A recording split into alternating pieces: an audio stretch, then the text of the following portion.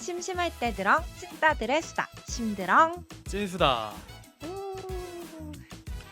심드렁 찐수다 시즌 1을 몇 년 전인가에 저희끼리 잘 마치고 꽤 오랜 시간 폭주종님의 개인적인 사정으로 오랜 시간 쉬었다가 심드렁 찐수다가 다시 막을 올렸습니다.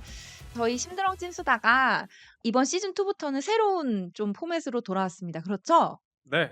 네, 북주종님 저희가 어떻게 새로운 시즌을 진행하게 되었나요? 소개 간단히 좀 해주시죠.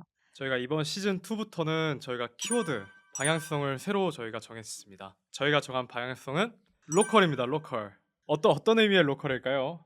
시즌 1에서는 저희가 이제 뭐 찐따라는 이런 정체성, 그래서 저는 이야기 찐따, 폭주종님은 종교학 찐따 이렇게 해서 찐따라는 정체성을 가지고 각종 영화나 소설이나 웹툰을 보고 거기에 대한 좀 감상평과 함께 각자의 포인트들, 각자의 찐스러운 부분을 이야기를 했었는데요. 시즌 2부터는 저희가 좀 지역으로 나가서 한 번에 한 지역을 선택해서 그 지역의 각종 먹거리, 볼거리, 즐길거리를 나누고 저희가 이런 자료 조사를 하면서 이거 재밌겠다라고 이제 각자 선택한 부분들을 하나씩 저 라이더 픽, 쭈족 픽 이렇게 해서 주제를 가지고 좀 이야기를 해보려고 합니다. 그 심드렁 신수다 시즌 2부터는 에피소드가 두 개로 나뉘어 가지고 업로드가 될 텐데요. 한 지역에 이야기가 두 개가 나가는 거죠. 그래서 첫 번째 이야기에는 오늘 저희가 살펴볼 도시에 대한 간단한 소개라던가 요새 이 지역에 이런 뉴스가 있던데 재밌더라." 뭐 요런 거. 그리고 만약에 여기 여행을 가시면 무엇을 먹고 무엇을 보고 무엇을 즐길 것이냐 이런 먹거리, 볼거리, 즐길거리들을 저희가 열심히 조사해서 소개를 좀 해 드릴 거예요. 고런 거를 좀 듣고 '아 이 지역 괜찮은데? 한번 여행 가 볼까?'라고 생각이 드시면 여행을 가 보시면 정말 좋을 것 같고요. 그게 이제 첫 번째 에피소드로 올라가고 두 번째 에피소드는 저 라이더 픽 이야기와 폭주조 픽 이야기로 구성이 됩니다. 그래서 두 번째 에피소드는 조금 더 찐스러운 이야기? 이게 나는 뭔가 지역 여행 이런 얘기보다 뭔가 '얘네가 찐따라는데 얼마나 찐스러운지 한번 들어보겠다. 이 지역의 이야기를 가지고 얼마나 다른 이야기를 할까?' 이런 게 좀 궁금하신 분들이 두 번째 에피소드를 많이 들으시면 좋을 것 같습니다. 대중적으로 여러분이 관심이 있는 이런 주제도 좀 다뤄보고 그리고 저희들이 좀 관심 있는 주제도 다뤄보는 좀 그런 포맷으로 진행을 해 보려고 합니다. 근데 또 저희가 네. 또 얼마나 찐스러운가로 들어주시는 것도 좋지만 또 나도 찐인데 같이 한번 이제 재밌게 해보자라는 식으로 또 약간 좀 너그럽게 들어주셔도 또 감사하겠습니다. 그렇죠. 뭐 댓글도 많이 예예예. 달아 주셔도 좋고 예. 아니면은 뭐 "이런 이야기가 궁금하다." 막 이런 식으로 의견을 주셔도 되게 재미있을 것 같아요. 네. 심드렁 찐수다 시즌 2의 간단한 소개를 여기까지 마치고요. 오늘은 제 1화 이야기해 보겠습니다. 오늘 저희가 가볼 도시는 어디인가요? 북주종님? 바로 하동입니다. 경남 하동입니다. 경남 하동입니다. 우후. 와. 하동을 선택한 건 사실 저의 좀 강력한 어필이 있었죠. 왜냐면 제가 또 맞습니다. 한때 원래 이렇게 약간 인문학 공부하고 이런 분들은 방랑벽도 같이 앓고 그러시잖아요. 뭔지 아시죠? 약간 보헤미안 같기도 하고 그렇죠. 김삿갓 같기도 하고 약간 예. 가방 하나 이렇게 탁 챙겨 들고 어디론가 훌쩍 떠나는 이런 것도 좋아하시고 거기에 대한 로망도 있고 그런데 저도 이제 한때 질풍노도의 20대 시절에 내일로를 정말 많이 다녔거든요, 기차 타고. 충동적으로 기차를 타고 가고 있었는데 그 내일로는 기차 타는 게 무제한이니까 사실 뭐 내리고 타고 이런 게 되게 자유롭잖아요. 네네. 그래서 기차를 타고 가고 있었는데 뭔가 새로운 곳에 내려보고 싶은 거예요. 어. 계획하신 게 네. 아니라요? 계획한 거 아니고 뭔가 내가 오늘 그러니까 자지는 않고 거기서 이제 숙박은 안 하고 숙박은 이미 다 예약은 해 놓고 근데 '오늘 하루 뭐 할까?' 이런 거 하다가 전라도 쪽에서 이제 경상도 쪽으로 넘어가는 기차를 타고 있었는데 생전 처음 보는 지명 이런 게 나와 가지고 '야 여기가 어디지?' 이러면서 막 인터넷 찾아보니까 되게 유명한 도시인 거예요. 그래서 '야 내려보자.' 이러면서 되게 훌쩍 이렇게 딱 내려서 하루를 이제 거기서 보냈는데 그 도시가 바로 하동이었어요. 아무것도 안 찾아보고 갔었으니까 몰랐죠. 근데 하동이 사실 뚜벅이들이 관광하기가 정말 정말 어려운 도시더라고요. 그래 가지고 많은 걸 보진 못하고 기차에서 내려서 시외버스 터미널 가서 거기에서 뭔가 유명해 보이는 관광지를 하나 찍어서 그냥 '오늘 하루 버스 타고 거기 갔다가 오는 걸로 하자.' 이래 가지고 갔었는데 그곳이 하동이고 하동의 삼성궁이었어요. 그래서 좀 그런 그 기억이 남아서 제가 하동을 좀 강력하게 추천을 했습니다. 그러면 저의 이런 개인적인 경험이랑 뭐 이런저런 소개는 먹거리, 볼거리, 즐길거리에서 나눠 보고요. 오늘의 도시 하동을 간단하게 소개를 해 드릴게요. 하동은 인구 약 4만 명, 하동군입니다. 제일 인상 깊었던 건 요새 이제 핫하지 않습니까? 팬더들?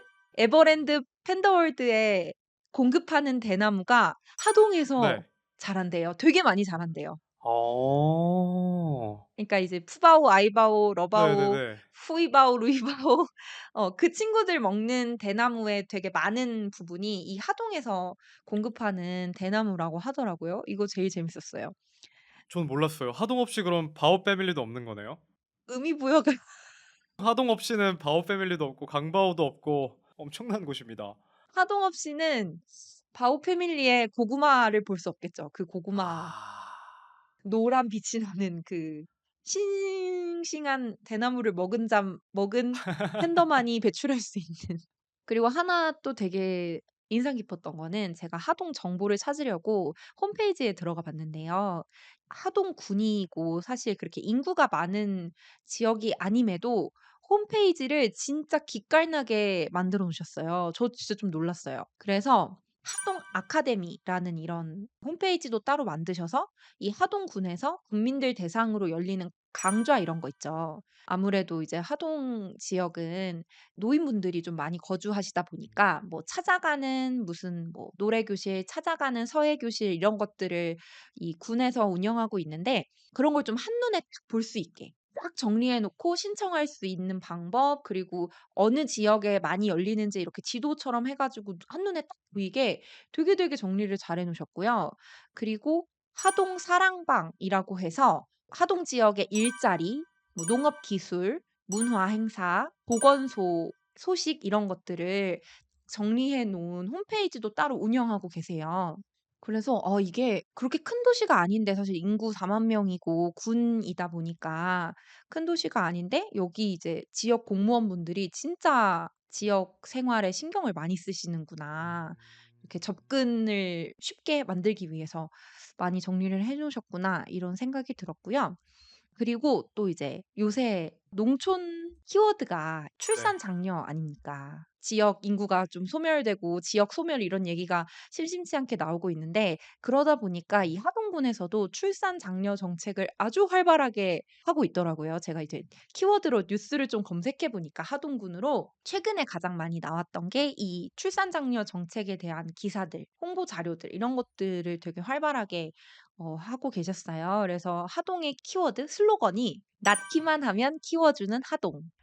이렇게 어. 좀 해서 네. 아이 낳았을 때 무슨 초중고 입학 축하금이라든가 출산 장려금 이런 것들 합치면 첫째는 아니고 둘째 낳고 키우면 최대 1억 3천만 원을 지원받을 수 있다. 막 이렇게 하더라고요. 저는 그래서 쪼끔 이렇게 구체적으로 찾아봤는데 출산 장려금이 첫째는 440, 둘째는 1,100, 셋째는 1,700, 넷째는 오. 3천만 원 준다고 합니다. 와.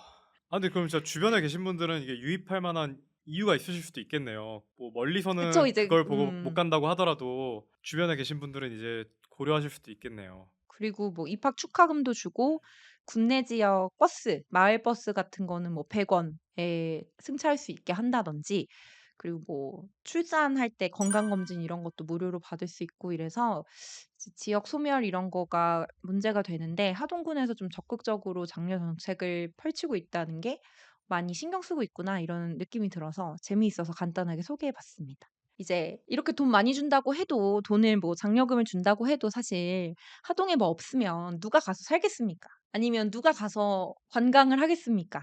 그래서 저희가 좀 오늘의 도시 하동을 간단하게 살펴봤으니까 이제 여행을 가본다든지 아니면 내가 하동?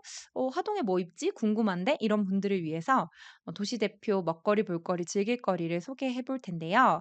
하동의 대표 먹거리 뭐 있습니까? 저는 하동 하면은 또 섬진강 아니겠습니까? 이 섬진강이 낳은 보물들 3대 보물을 갖고 왔습니다. 3대 보물이나 있나요? 네. 예. 섬진강의 보물이 사실 굉장히 많은데 그래도 제일 유명하고 이제 가시면 꼭 먹고 오신다. 먹어보면 좋겠다 하는 거 세 가지를 찾았는데요. 1대 보물은 바로 벚꿀입니다. 벚꿀. 먹꿀. 2대 보물은 제첩입니다. 제첩. 3대 보물은 참게입니다. 아 참게도 있나요, 참게? 예, 참게가 또 있습니다.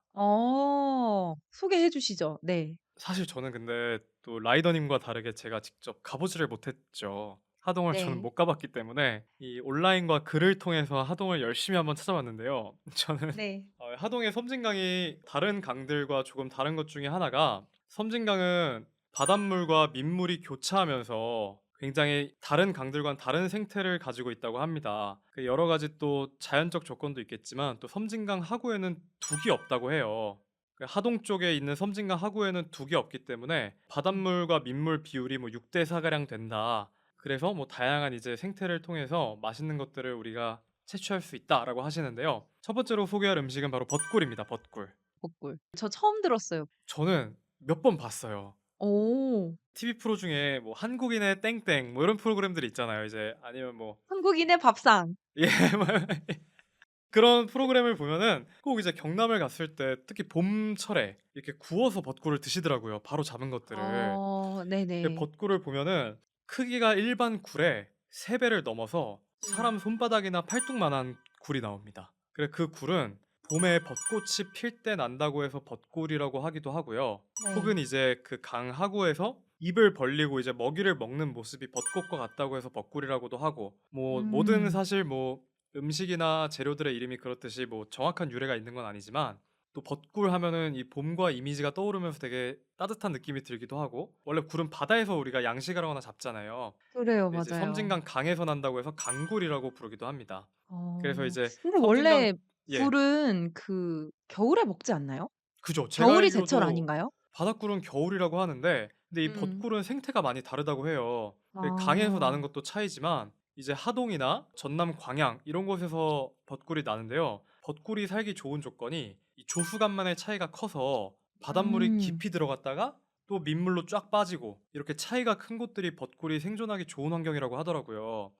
음. 그래서 아까 말씀드린 것처럼 둑이 없는 섬진강에서 벚꿀이 많이 나는 거고요. 크기도 크고 맛도 좋다고 합니다. 그 어. 벚꿀은 이제 강이지만 그래도 섬진강이 작은 강이 아니라 굉장히 큰 강이잖아요. 그러다 보니까 이제 3m, 4m 아래 물속에 살기 때문에 사람이 직접 잠수해서 잡는다고 해요. 그리고 또 어. 크기가 워낙 크다 보니까 보통 우리가 굴은 생으로 이렇게 초장을 찍어 먹는다거나 굴밥을 해 맞아요. 먹잖아요. 맞아요. 벚꿀은 보통 통째로 구워 먹습니다. 약간 그 큰 키조개구이 이런 예, 것처럼. 맞아요, 맞아요. 정확합니다. 아. 조개구이집 가면 큰 조개를 통으로 굽듯이 벅굴로 음. 통째로 구워서 껍데기에 이제 내부에 물기가 올라와서 몽글몽글몽글 이제 물기가 차 올라오면 이제 음. 그거를 장갑과 칼로 딱 갈라서 먹으면 됩니다. 맛이 엄청 달고 맛있다고. 예. 하동 찾아보면서 벚꿀 처음 예예예. 알게 돼서 그 먹는 모습 좀 찾아봤거든요. 예예예. 와 근데 진짜 크고 제 거의 손바닥만한 그죠. 이 크기가 기본이고 그리고 '무슨 맛일까?' 이렇게 좀 궁금했어요. 그 저도 사실 이 블로그에 보면은 생생하게 직접 먹어보신 분들의 후기가 있잖아요. 음음음음. 그러면 달고 고소하고 맛있다고는 하시는데 어. 구체적으로 설명을 안 하시고 보통 술을 찾으시더라고요. 그거 최고의 칭찬이잖아요. 아시죠? 예. 그죠. 예 술꾼들한테 최고의 칭찬은 "아 술 땡긴다." 이거라고요. 그죠. 그 벚꿀이 굉장히 아. 맛도 좋고 그리고 영양가도 많다고 하더라고요. 근데 어. 유일한 단점이 하나 있습니다, 벚꿀이. 뭔가요? 일반 굴에 정답, 비해서. 정답. 예예예예. 먹을 수 있는 기간이 짧다? 아, 그것도 맞는 말씀이시지만 사실 오히려 아니에요?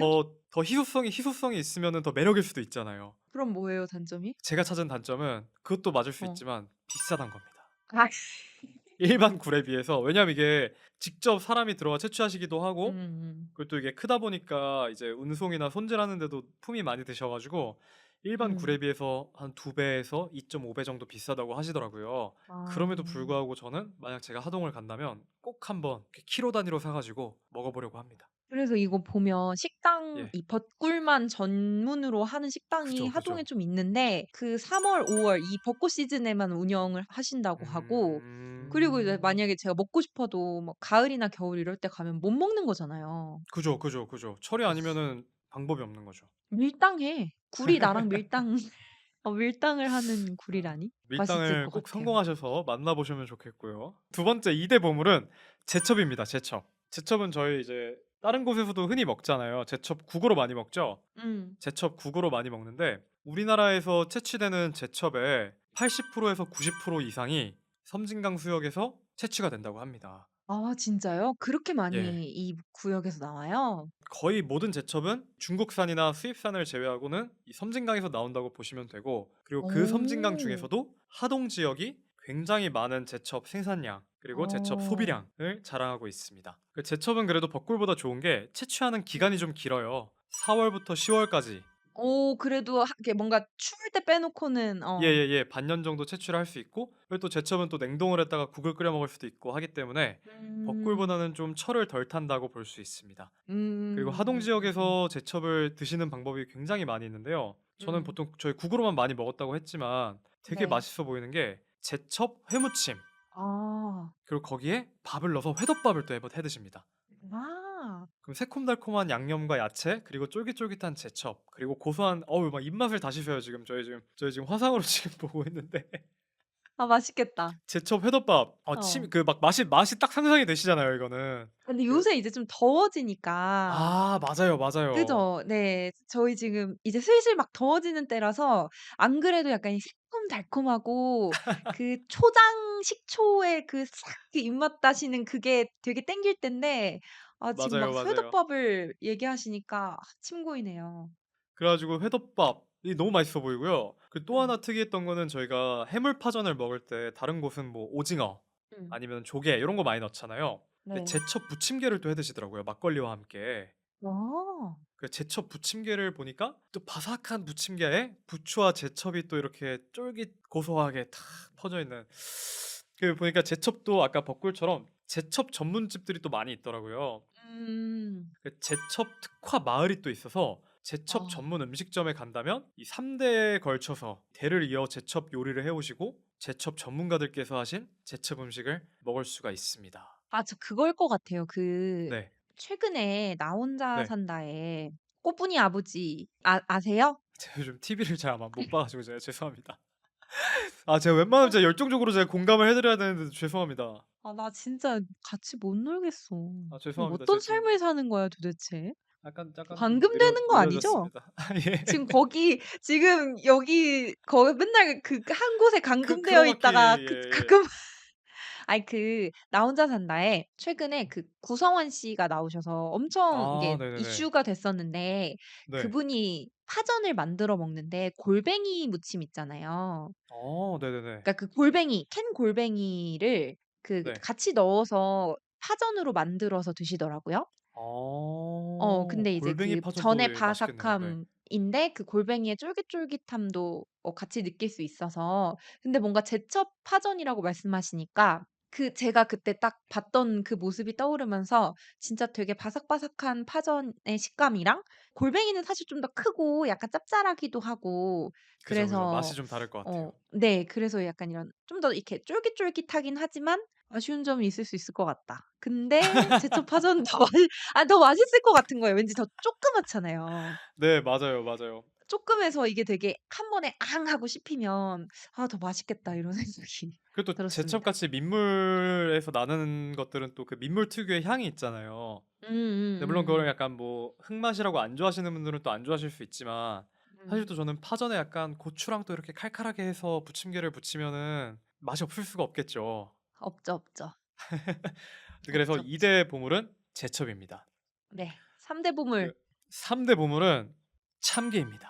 참게 진짜 처음 들었어요. 저 진짜. 그 참게가, 참게 게장도 참게로 많이 담그잖아요, 전라도 지역에서도. 벚꿀이나 제철 같은 경우는 "하동이 최고다."라고 얘기할 수 있지만 사실 또 음. 참게는 드시는 곳들이 많잖아요. 근데 음음. 제가 찾아보니까 참게 요리를 독특하게 하동 스타일로 하는 음식이 참게 가리장이라고 있습니다. 참게 가리장. 예, 참게 가리장. 이게 이제 사진을 보시면은 약간 게나 갑각류 내장이 약간 녹진하게 생겼잖아요. 맞아요, 맞아요. 고게 이제 뚝배기에 가득 담겨져 있는 그런 모습이더라고요. 약간 이렇게 근데 제가 살만 보니까 발라서? 살과 내장을 발라서 이렇게 만든 요리인데, 근데 음. 사실은 참게만 들어가는 것이 아니라 조금 음식이 귀했던 시절에 적은 양의 참게를 가지고 많이 먹기 위해서 음. 참게 그리고 참게 내장 이렇게 넣은 다음에 밀가루 혹은 곡물가루 아. 그리고 여기에 뭐 감자, 버섯, 양파 이런 다양한 재료를 넣어서 찌개처럼 끓여낸 거더라고요. 아 약간 간장게장이 아니에요? 예예예. 게장이 아니라 약간 아. 제가 이렇게 먹어 보진 않았지만 느낌으로는 강된장에 비슷한 음식이더라고요. 약간 청국장, 강된장 이런 예예예. 거 할 때 그 그러니까 강된장은 예 장이구나. 맞습니다. 강된장은 된장을 베이스로 다른 재료를 넣어서 자작하게 끓이잖아요, 바글바글. 근데 음. 참게 가리장은 참게를 이제 베이스로 깔고 거기에 뭐 곡물이나 야채를 넣어서 약간 자글자글하게 구수하게 아. 끓여내는 고런 음식이라 이게 또 참게가 다른 게들보다도 훨씬 더 깔끔하고 비린 맛이 덜하잖아요. 그러다 음음. 보니까 이걸 밥에 비벼 먹으면 이만한 밥도둑이 또 없다고 사람들이 또 호평을 또 하는 걸 제가 봤습니다. 그래서 이제 밥에 이렇게 비벼 가지고 제첩 국물이랑 같이 먹나 보다. 아 그죠, 그죠. 아 그러다가 제첩 무침. 맛있겠다. 무침도 상큼하게 또 먹어 주시고 그럼 이제 제첩 한 상 이렇게 끝나는 겁니다. 저 이건 진짜 처음 들었어요. 참게 가리장. 예 참게 가리장이라는 음. 토속 음식이 또 있는 것 같습니다. 근데 물론 이제 요게 음. 옛날부터 먹던 음식을 이어오시는 거라서 음. 벚굴만큼 또 이렇게 많은 곳에서 하진 않는 것 같더라고요. 그래도 만약 기회가 음. 되신다면 또 그 지역의 토속 음식을 먹는 것도 굉장히 또 매력과 재미가 있지 않을까 그렇게 생각하면서 하동과 섬진강의 3대 보물은 요 정도로 제가 소개하겠습니다. 이게 약간 벚굴 네. 같은 경우에는 크기가 크기도 하고 딱 이 네네. 지역에서만 어떻게 보면 특산 이런 느낌으로 좀 화려한 음식이면 마지막에 설명해 주신 참게 가리장은 정말 화려하진 않지만 이 지역 사람들이 되게 소박하게 즐겨 먹었던 음식인 것 같아 가지고 그 좀 카테고리가 좀 다를 것 같긴 하지만 충분히 맞아요, 먹어 볼 맞아요. 만하지 않나 그런 생각이 듭니다. 그러면 이에 맞서서 저는 맞서는 건 아니지만 이어서 저는 아 아까부터 이렇게 경쟁적이세요. 그러니까 큰일이야. 근데 나이 들어서 이렇게 예. 경쟁적이면 좀 못 볼 꼴인데요. 그쵸? 왜요, 왜요? 아 저는 하동하면 또 녹차가 되게 유명합니다. 아시나요? 녹차. 근데 이게 제가 진짜 이 녹차와 관련해서 최근 유튜브랑 블로그 이런 데서 녹차와 관련된 음식이나 녹차 관련된 그 식당, 카페 이런 데 되게 많이 가시더라고요. 요새 약간 이 여행 코스 중에 하나로 녹차를 꼭 넣는 그런 게 있어서 제가 진짜 최신 핫한 것들 좀 가져왔는데요.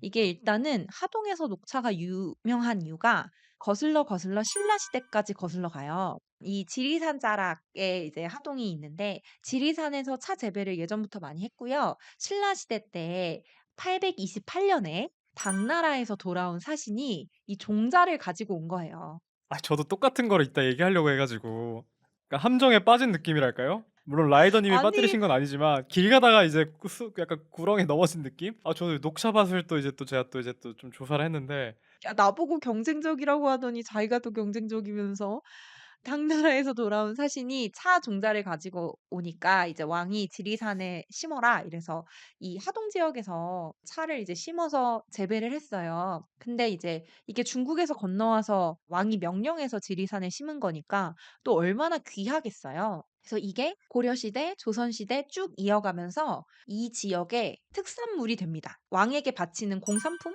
진상품!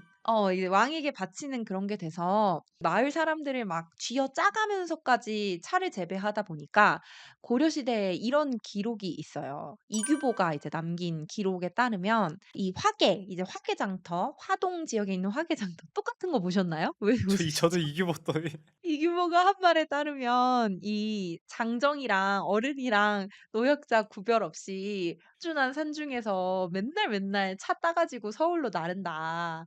"백성의 고열과 살점이 담겨 있다 이 차에." 이러면서 얼마나 뜯어 먹었으면 이런 기록이 남아 있기도 합니다.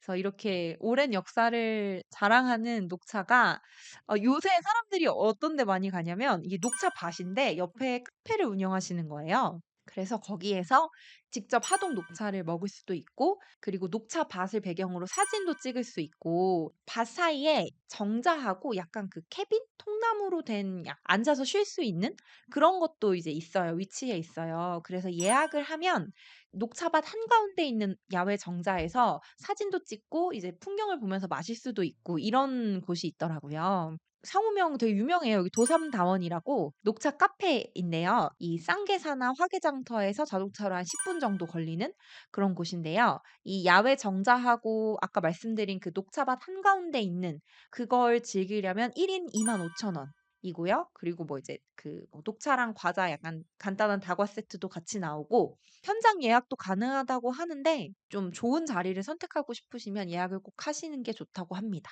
그래서 1인 1 음료 결제 시에 차밭 이용이 가능하고요. 싫으면 입장료 3,000원 내면 그냥 구경도 가능하다고 합니다. 근데 이곳이 요새 약간 그 하동 지역 여행에서 되게 핫한 플레이스이고요.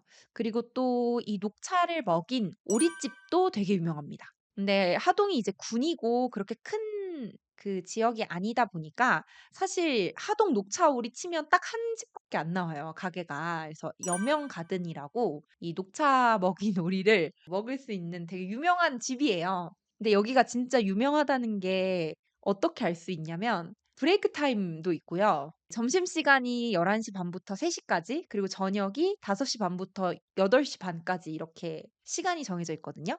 근데 라스트 오더 시간이 있습니다. 그래서 점심이 3시까지 식사면 2시까지 주문을 해야지 먹을 수 있어요. 규칙이 되게 많죠? 맛집이란 예. 소리입니다. 장사가 잘 된다는 소리예요. 그래서 요새 이제 최근에 올 봄에 이 하동에 벚꽃 구경 가신 분들 그 후기랑 유튜브랑 이제 코스를 좀 봤는데 이 도삼다원이랑 녹차오리집 되게 많이 가시더라고요. 그리고 한 가지 더 말씀드리면 원래부터 이제 특산물은 뭐 벚꿀도 있고 제첩도 있고 녹차도 있는데 최근 들어서 카페가 하나 되게 유명한 카페가 있어요. 이거 필수 코스 여기도. 밤톨이라는 카페인데요. 하동에 있는 화개장터 바로 앞에 있어요. 근데 여기에서 밤파이를 파는데 요게 또 약간 하동의 명물로 최근 SNS에 되게 핫하다고 합니다. 그래서 봤는데 사과 파이도 있고 밤파이도 있고 그냥 이렇게 파이고 안에 이 지역에서 나는 밤의 그 앙금을 넣은 근데 맛있대요. 맛있을 것 같아. 맛만 소리만 들어도. 그래서 요렇게 제첩국 점심으로 먹고 도삼다원 가서 녹차 때리고 반파이 포장하고 마지막으로 녹차 오리 먹고 이렇게 돌아오는 그런 코스를 되게 많이 가시더라고요, 요새는. 아 저는 먹거리는 아니지만 근데 저는 녹차를 볼거리로 좀 이제 찾아봤거든요. 예 즐길 거리 볼거리로 녹차를 좀 생각을 해 봤는데 그 하동에서 이제 지역마다 어떤 핵심적인 것들을 이렇게 정의를 하잖아요. "여기 꼭 가 봐야 된다." 그래서 음. 다원 10 경을 정했더라고요. 음. 10 개의 다원 근데 원래 이게 다원 8 경이었는데 이제 다원 10 경으로 확장이 됐습니다, 10 개로. 여기 음. 보시면은 제1 경이 흥덕왕 3년 옛날 신라 시대부터 차나무를 심은 쌍계사 차나무 시베지 음. 부터 시작을 해서 최근 음. 조성된 다원들까지 이렇게 10 가지가 있더라고요. 저는 음. 그중에 한밭다원이라는 곳에 가시면은 아까 음. 말씀하신 것처럼 정자에서 다도를 즐기실 수도 있고 또 음. 연못도 있어서 구경하시기가 되게 좋다 그래요. 그래도 저는 아. 또 다원이나 아니면은 차 문화를 얘기하다 보면 보석 얘기를 또 많이 하잖아요. 아 그렇죠. 보성녹차. 근데 저는 요번에 하동의 다원들을 보면서 되게 매력이라고 느꼈던 게 음. 보성의 다원들은 굉장히 잘 정돈돼 있고 이쁘게 구획별로 나누어진 요런 이미지를 저희가 또 볼 수 있는데 하동 같은 경우는 이 야생의 차나무들, 야생의 음. 배치들, 야생의 이 구획들 요게 많이 살아있다고 하더라고요. 그래서 음. 보시면은 보성의 다원은 조금 더 체계적인 어떤 느낌이라면 하동의 다원들은 조금 더 자연스럽고 뭔가 조금 더 거기서 차를 마시면 진짜 내가 과거로 시간 여행을 해서 이 신라 시대 때 차를 심은 곳에서 먹는다는 느낌을 물씬 느낄 수 있는 좀 더 사람 손을 덜 타서 예 그죠, 그죠, 그죠. 그런 물론 느낌을 뭐 느낄 좋고 수 나쁜 건 있나봐요. 아니겠지만 각자의 네. 매력이 또 다른 거잖아요. 그래서 또 쌍계 야생다원이라는 또 이게 또 다원 10경 중에 제5 경인데요. 음. 이름부터가 야생다원인 것처럼 야생 아. 차밭이에요. 그래서 이 하동에 있는 다른 다원들과도 또 느낌이 다르고 음. 정말 차를 좋아하시는 분들 또 매니아들이 계시잖아요. 그런 분들은 또 네네네. 다원 투어만 하셔도 거의 일주일은 시간이 드시지 않을까. 워낙 이제 옛날부터 차 재배지로 유명했고 녹차가 유명하다 보니까 이렇게 10 경까지 있는지는 몰랐어요. 이게 또 원래 8 경이었는데 최근에 또 10 경으로 음. 확장이 되면서 또 왜냐하면 또 옛날부터 있던 오래된 다원들도 있지만 또 20세기에 최근에 조성된 다원들도 또 많이 들어가 있더라고요. 음음음. 보시면은 차 좋아하시는 매니아분들께서는 이곳이 거의 천국이 아닐까. 근데 녹차밭 가본 적 있으세요? 사실 한 번도 안 가봤습니다. 역시 방구석 안락의자 인류학자들과 안락의자에 앉은. 같이. 아니 저는 보성에서 가 봤거든요. 아 예예. 근데 그 보성에서도 가 보고 사실 그 제주도에 오설록. 오설록 녹차밭도 되게 유명하잖아요. 근데 저는 제주도도 가 보고 보성도 가 보고 하동은 못 가 봤어요. 왜냐면 그때 갔을 때 하동 차가 유명한지 몰라서 제가 삼성국만 보고 이제 오느라고. 근데 녹차밭이 진짜 예뻐요. 이게 안 가 보신 분들은 '야 녹차밭을 보러 왜 거기까지 가?'라고 생각하실 수 있거든요. 그리고 그냥 '길거리에 있는 풀떼기랑 뭐가 다르냐.' 이런 생각 가지실 수 있잖아요.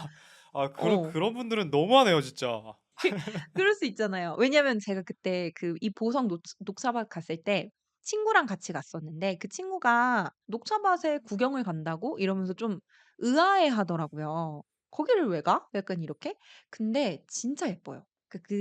파릇파릇하고 뭔가 그 이렇게 계단식으로 돼서 이렇게 탁 트여 있는 그 느낌이랑 그냥 일반 풀이나 그냥 일반 뭐 논에서 주는 느낌이랑 좀 또 조금 다른 푸릇푸릇하고 파릇파릇한 느낌이 있거든요. 그래서 한번 가 보시면 진짜 너무 좋을 것 같아요. 또 라이더님께서 또 재밌는 볼거리 또 준비하신 게 또 있을 텐데 한번 소개해 주시죠. 그럼 제가 이제 받아서 하동의 대표 볼거리를 소개해 드리면 먼저 이제 가장 유명한 게 쌍게사. 그 차 얘기에서도 쌍게사가 나왔잖아요.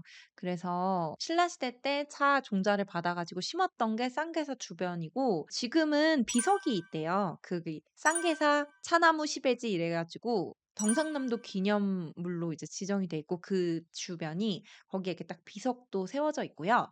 한국에서는 사실 절이잖아요. 근데 한국에 절이 워낙 많아 가지고 '절 가서 뭐 할까?' 뭐 이런 생각 좀 많이 하실 수 있는데 일단은 쌍계사 가는 길 자체가 벚꽃으로 엄청 가득하대요. 제가 봤던 후기 중에 좀 재밌었던 거는 뭐 역사 유물적으로 쌍계사에 어떤 유물이 있고 어떤 보물이 있고 이것보다는 보통은 관광을 하러 많이 가시다 보니까 건축물 이런 데에는 좀 또 문외한이기도 하고 사람들도 이제 뭐 어떤 역사 공부나 문화유산 답사 이런 느낌보다는 관광으로 많이 가실 것 같아서 좀 찾아보니까 벚꽃이 워낙 좋다 보니까요. 벚꽃 시즌에 맞춰서 쌍계사 템플 스테이를 하는 분들이 많대요.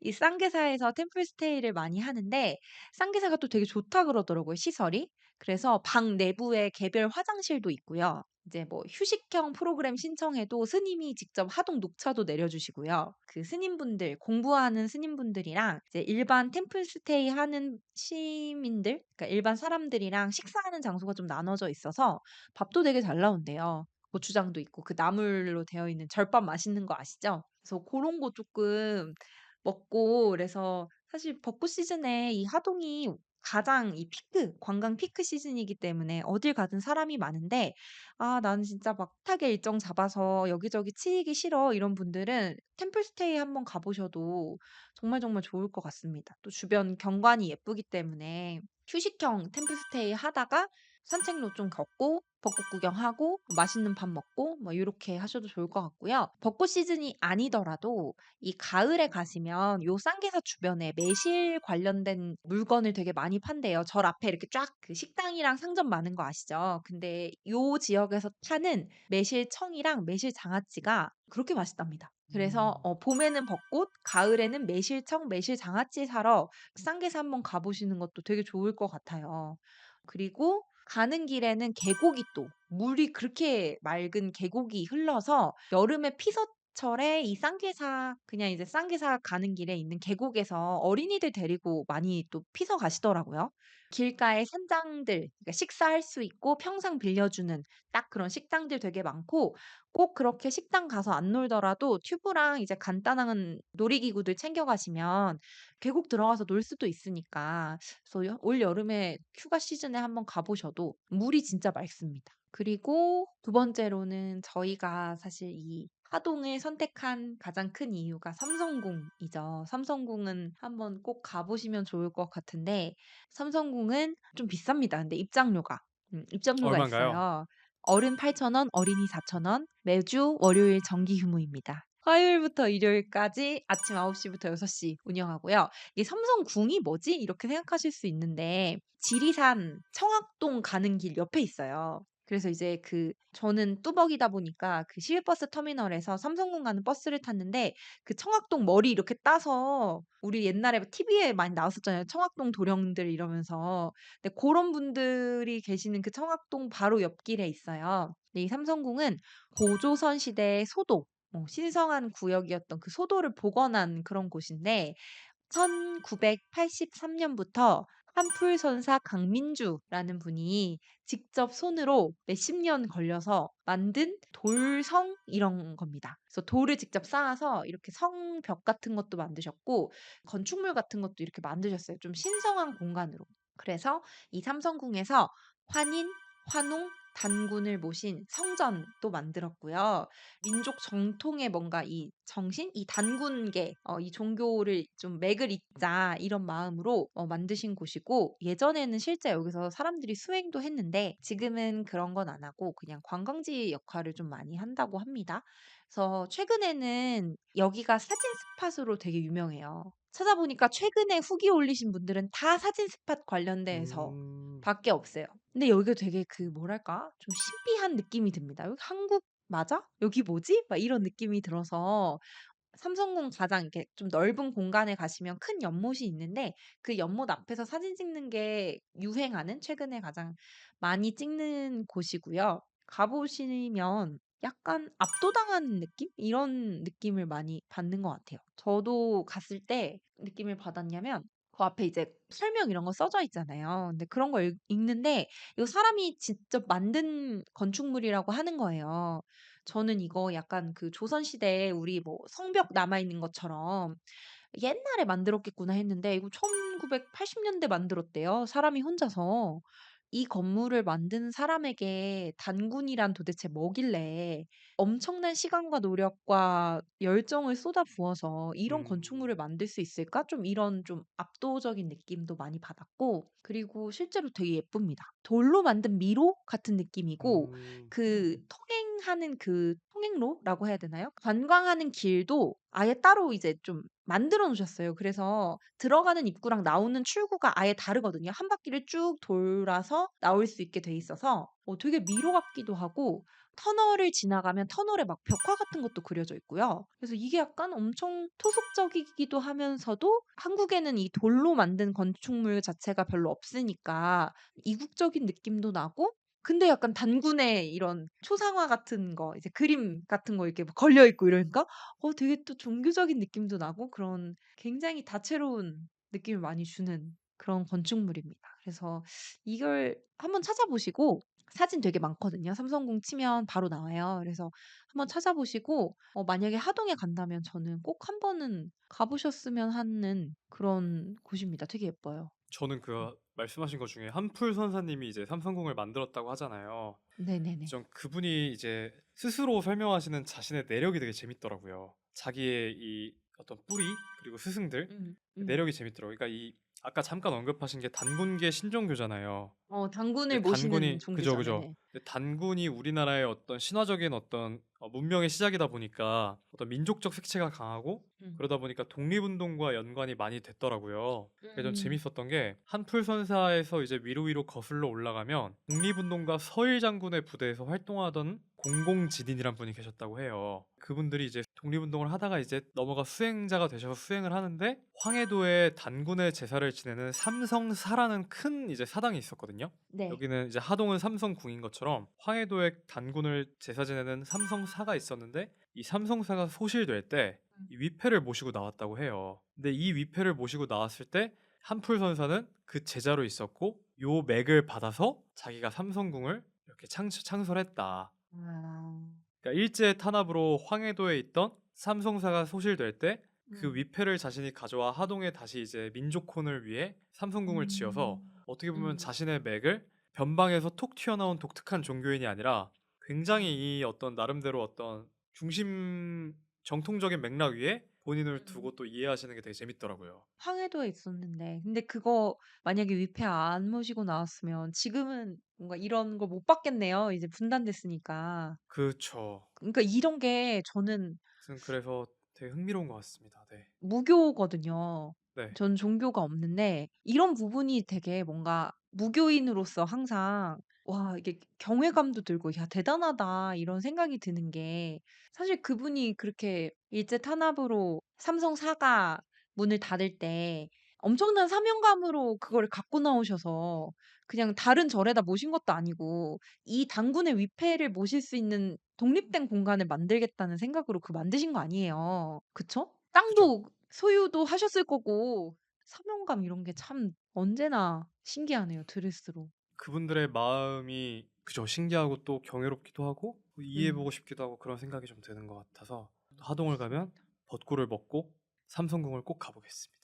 아 그리고 한 가지 더 네. 말씀드리고 싶은 게 이 볼거리 중에서 하동이 이제 남해이다 보니까 근처에 작은 작은 섬들이 있는 거예요. 근데 그중에서 섬 하나를 관광하기 좋은 어떤 스팟으로 만들어 놨는데 솔섬이라는 데거든요. 그래서 솔섬 투어라는 게 최근에 제가 다녀온 후기를 봤는데 되게 좋아 가지고 소개해 드리면 센터에서 배 타고 5분 정도? 진짜 가까워요. 배 타고 5분 정도 가면 바로 나오는 섬인데 야영이랑 글램핑이 가능하게, 그러니까 바다 이렇게 보면서 글램핑하면서 이제 뭐 고기 먹거나 아니면 구경하면서 쉴 수 있고요.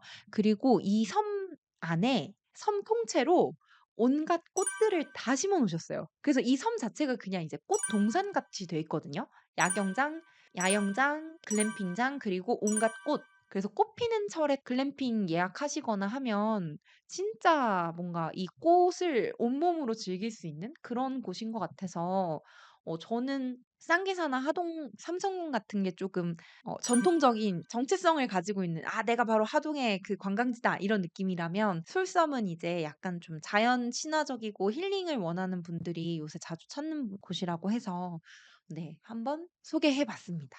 그리고 이제 마지막으로 하동의 즐길 거리를 간단하게 소개를 해 드릴 텐데요.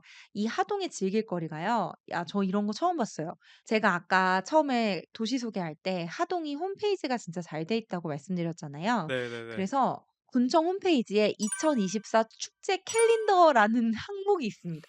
그래서 하동 지역에서 몇 월에 어떤 축제가 열리는지를 그냥 쫙 정리해 놓으셨어요. 그리고 축제가 진짜 엄청 많은데 모든 축제가 다 되게 크고 볼거리나 즐길거리가 많은 건 아니고요. 이 중에서 이제 몇 개 대표적인 축제가 쪼끔 더 크게 열리는 편이고 나머지는 이제 만약에 요 시즌에 하동에 가시게 된다면 요거 한번 구경해 보실 만하다. 이 지역 요런 부분을 좀 가 보실 만하다. 요 정도예요. 자 제가 빠르게 1년 1 월부터 말씀을 드리면 3 월에는 미나리 판매 행사 있고요. 2024년 기준으로 3월 말 4월 초에 벚꽃 축제 열립니다. 화개장터 벚꽃 축제라고 하는 이름으로 축제 크게 열리는데요. 근데 화개장터에서 축제하는 거 아니고 십리 벚꽃길이라고 해서 십리 동안 이제 벚꽃을 쭉 심어 놓은 그 길가에 거기가 있어요. 그래서 거기 가시면 벚꽃 완전 제대로 즐기실 수 있습니다. 그리고 5 월에는 야생차 문화축제, 양귀비 축제 있고요. 6 월에는 하동 섬진강 문화 제첩 축제가 있습니다. 그래서 말씀하신 것처럼 제첩이 유명하다 보니까 직접 제첩도 잡고 제첩 관련한 음식도 먹고 이런 축제가 6 월에 열리고요. 8 월에는 전어 축제, 9월 하술에서 10월 초는 코스모스 메밀꽃 축제, 10 월에는 토지문학제가 열립니다. 네. 이거 아시는지 모르겠지만 박경리 선생님의 대하소설 토지의 배경이 이 하동군이에요. 그래서 실제로 하동에 최첨판댁 큰 고택이 남아 있거든요. 그래서 그 고택도 구경하실 수 있고 드라마 토지 세트장도 있고 문학관도 있어요. 그래서 10 월에 토지문학제가 열리는데 여기에서는 뭐 청소년 부분, 성인 부분 해 가지고 원고 모집도 하고요. 좀 크게 열린다고 하니까 만약에 이제 소설이나 요쪽 토지 이런 거 좋아하시는 분들은 요 토지문학제를 한번 가 보시는 것도 좋을 것 같습니다. 근데 사실 이제 뭐 쭉 이렇게 축제를 말씀을 드렸는데 모든 축제 다 갈 수 있는 건 아니고 이 하동하면 대표적으로 유명한 축제가 벚꽃 축제거든요. 근데 이 음. 벚꽃 축제를 하동 지역만 이제 즐기시는 건 아니고 또 좀 찾아보니까 당일치기 일정을 가는데 하동이랑 가까운 옆 동네 구례로도 많이 가시더라고요, 구례. 전남 구례죠? 네네. 맞아요.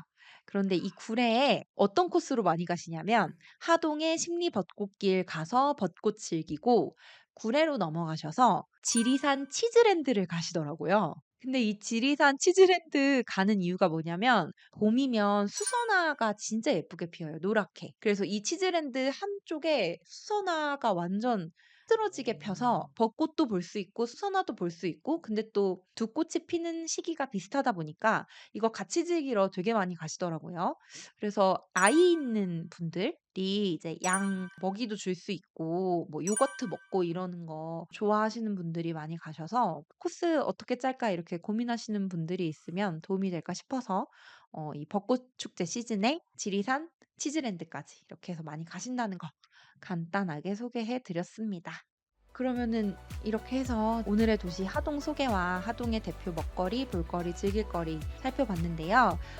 그러면 이제 대중적이고 여행이나 즐길 수 있는 거에 대한 이야기는 여기서 마치고 저희 이제 2 부에서는 폭주적 라이더 픽의 조금 더 찐스러운 이야기 고런 이야기를 좀 나눠 보겠습니다. 네 그럼 1부 여기서 마치고요. 2 부에서 뵙겠습니다. 2 부에서 만나요. 안녕.